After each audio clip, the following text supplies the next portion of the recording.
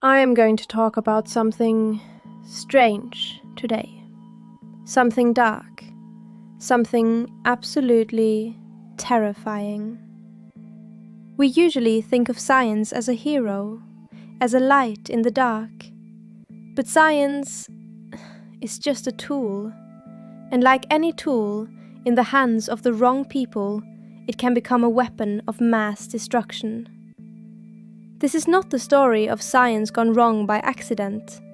This is a story of evil men using science to justify their own sins. I am not going to sugarcoat it. I'm talking about eugenics. This is a story that will connect the theory of evolution to social Darwinism, to concentration camps, to Adolf Hitler, and to the obsession with the master race that gripped the entire world. So, get your coffee, sit back, because we are going to dig deeper than ever before. To understand the horror, we must first define it. What is eugenics? Simply put, it is the attempt to improve the genetic quality of the human population. We do this with animals all the time. We breed dogs to be cuter. We breed horses to be faster. Imagine applying this logic to humans. Sterilizing the weak, killing the defectives, controlling who falls in love with whom. It sounds like a dystopian movie, but it was our reality.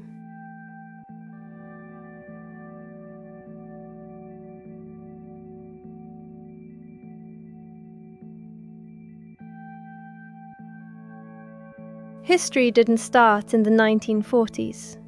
We have to go back, way back, to the 4th century BC, to Plato. He was the first to suggest that the state should control reproduction. He believed that the best should mate with the best. But the Spartans? They didn't need a theory, they practiced it. In the movie 300, we see them as heroes. But look closer.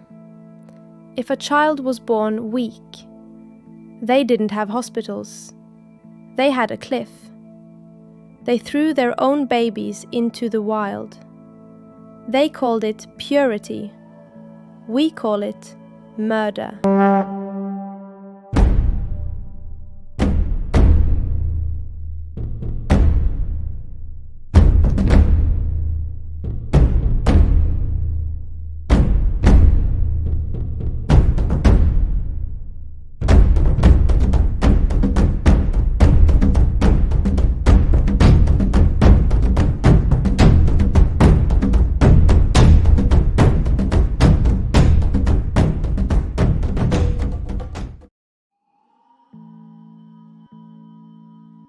But this brutality became science in the 1900s, and the source is ironic.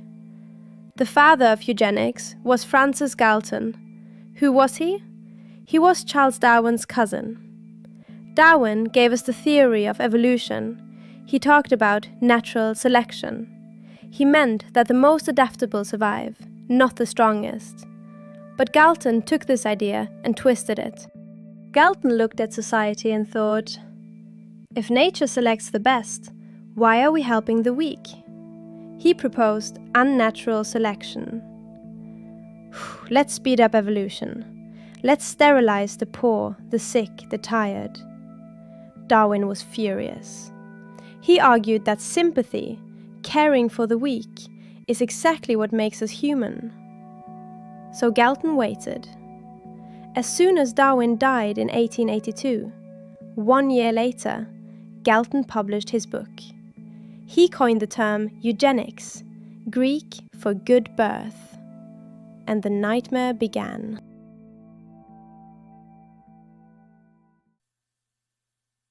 We often blame Germany, but the blueprint for the master race was drawn in the United States. In the early 20th century, America was obsessed with race betterment. They opened eugenics record offices. They tracked bloodlines like racehorses. And one of the leaders? You know his name. John Harvey Kellogg. Yes, the cornflakes man. He wasn't just a businessman, he was a fanatic. He believed that the wide race was being polluted by the weak. It wasn't just talk, it became law. California led the world. Between 1909 and 1979, 20,000 people were sterilized in state mental hospitals. Immigrants, the poor, the minorities. The state decided they were unfit. And when they appealed to the Supreme Court in 1927, the court ruled against them. Justice Oliver Wendell Holmes wrote one of the darkest sentences in legal history. 3 generations of imbeciles are enough. But the cruelest chapter involves Native Americans.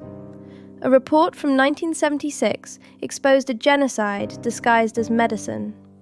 Between 1970 and 1976, nearly 50% of Native American women in certain areas were sterilized.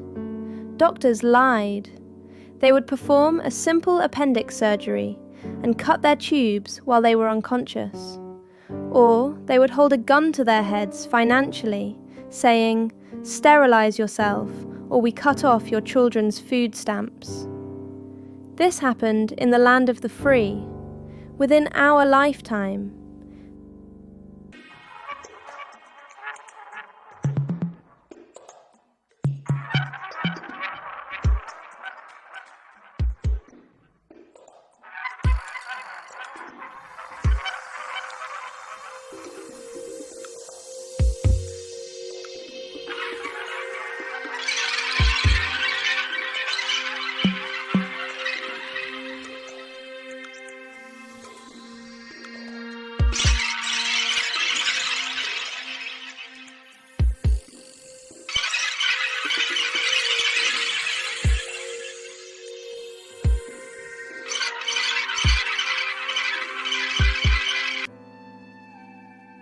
Across the ocean, a man in a German prison was taking notes.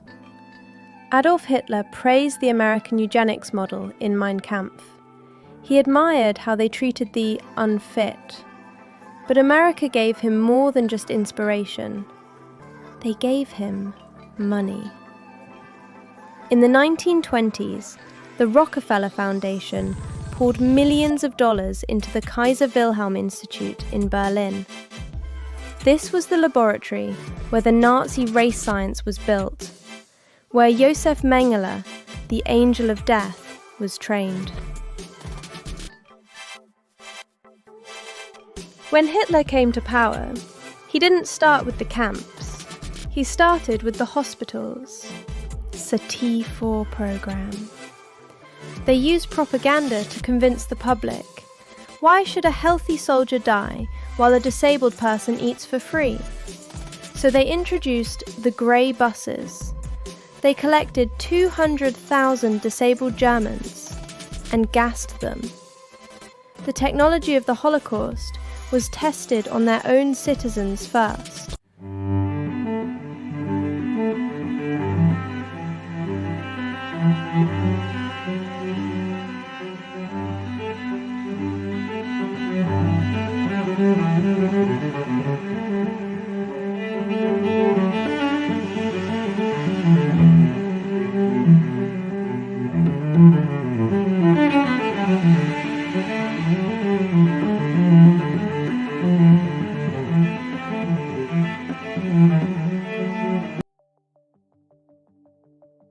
We defeated the Nazis, but did we defeat the idea? Even in the 1990s, Harvard professors published The Bell Curve, arguing that intelligence is genetic and racial. They suggested that helping the poor is a waste of biology. It is the same old darkness, wearing a new suit. And today, we stand on a new cliff. Genetic engineering, CRISPR, designer babies. We can edit DNA. We can cure diseases. But as biologist Richard Lewontin said, science is not neutral. it sees nature through the lens of power. Who decides what is a good gene? An algorithm? A government? Or the rich?